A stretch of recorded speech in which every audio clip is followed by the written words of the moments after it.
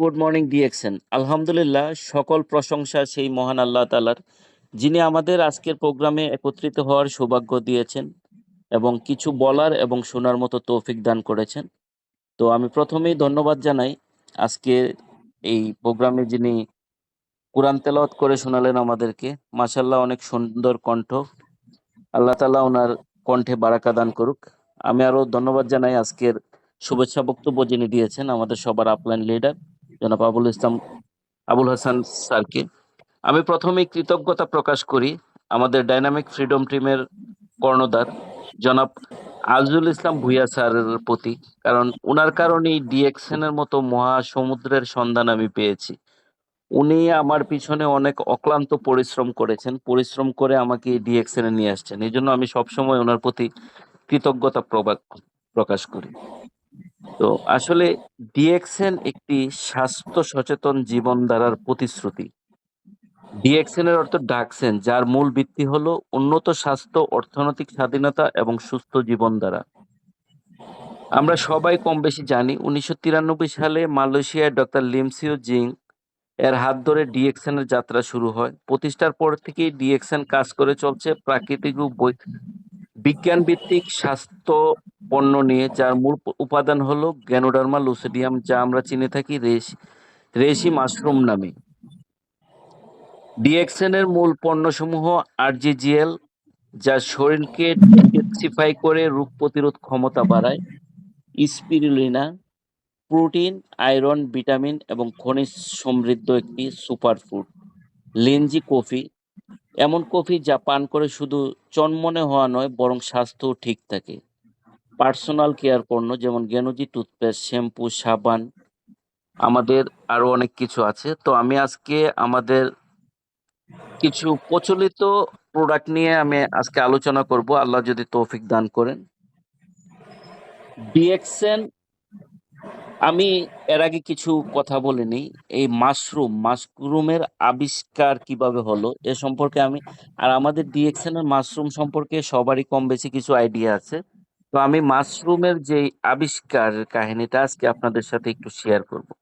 আমরা দেখেন এখানে, আমার জানা মতে ম্যাক্সিমাম আমরা মুসলিম, কিন্তু আমাদের একটা দুর্ভাগ্য কি, আমাদের কুরআন, আমাদের যে মহান গ্রন্থ, ওটা আমাদের আলমারির ভিতরে খুব সুসজ্জিতভাবে যত্ন করে আমরা রেখে দেই। এটা নিয়ে আমরা কোনো গবেষণাও করি না, চর্চাও করি না। কিন্তু আপনি গুগলে বা অন্য কোনো সাইটে সার্চ করে দেখবেন, যত বড় বড় মনীষী আছে, ডাক্তার আছে, বৈজ্ঞানিক আছে, উনাদের জীবন দশায় শেষ জীবনও হলেও ওনারা ইসলাম ধর্ম গ্রহণ করেছেন।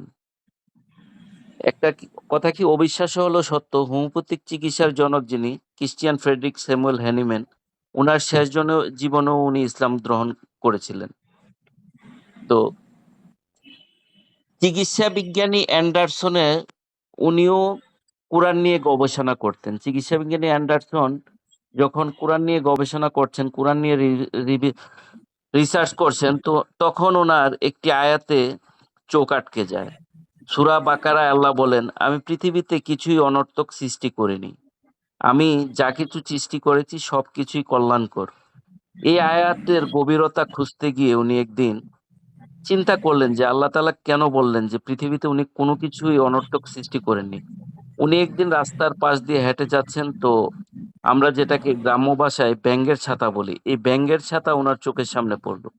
যে আল্লাহ বলেছেন, অ্যান্ডারসন চিন্তা করলেন যে কোরআনের কোনো বাণীই তো মিথ্যা নয়। কোরআনের প্রত্যেকটা, উনি যদিও তখনও ইসলাম গ্রহণ করে নাই, কিন্তু উনি এটা বিশ্বাস করতেন মনে প্রাণে যে কোরআনের কোনো কথা মানে অবিশ্বাস্য কোনো কিছু নাই। কোরআনে যা কিছু আছে চিরন্তন সত্য। তাই উনার এটা দৃঢ় বিশ্বাস যে আল্লাহ পাক যেহেতু বলেছেন, তাহলে উনি কেন এই ব্যাঙের ছাতাটা কেন উনি সৃষ্টি করলেন? এই ব্যাঙের ছাতার কাজ কি? তিনি ভাবলেন এটা আল্লাহ কেন বানিয়েছেন? উনি এটা নিয়ে দীর্ঘ ২ বছর গবেষণার পর তিনি আবিষ্কার করলেন মাশরুমের অসাধারণ গুণাগুণ। উনি ১ম এই দেখলেন মাশরুম হার্টের রোগের জন্য অত্যন্ত চমৎকার কাজ করে, হার্টের রোগীদের জন্য। তারপর দ্বিতীয়ত কাজ করে যাদের শারীরিক দুর্বলতা আছে, যৌন দুর্বলতা আছে, এর সম্পর্কে অত্যন্ত ভালো কাজ করেন। এরপর দেখলেন যে উনি এটা নিয়ে গবেষণা করতে করতে দেখলেন আমরা যখন কাজ করে ক্লান্ত হয়ে যাই, ক্লান্ত আমাদের শরীর আর চলে না, আমরা যদি দেখলেন যে মাশরুম গ্রহণ করার পরে ক্লান্তি দূর হয়ে যায়। অনেক সময় তখনকার যুগে তার চিকিৎসা বিজ্ঞান এত অত্যাধুনিক ছিল না, কাটা ঘা বা অন্য কোনো কারণে কেটে গেল ওইখানে ধনুষ্টঙ্কারের সৃষ্টি হতো। উনি দেখলো যে মাশরুম ব্যবহার করার ফলে ধনুষ্টঙ্কারও ভালো হয়ে যায়, ধনুষ্টঙ্কারের মতো রোগও ভালো হয়ে যায়।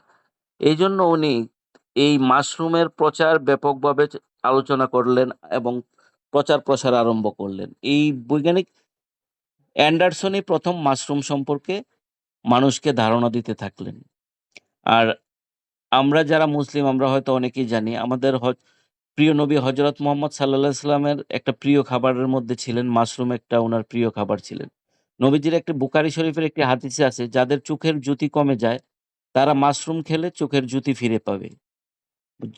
কন্টিনিউ মাশরুম সেবন করলে যাদের চোখের জ্যোতি কমে যায় তারা চোখের জ্যোতি ফিরে পাবে।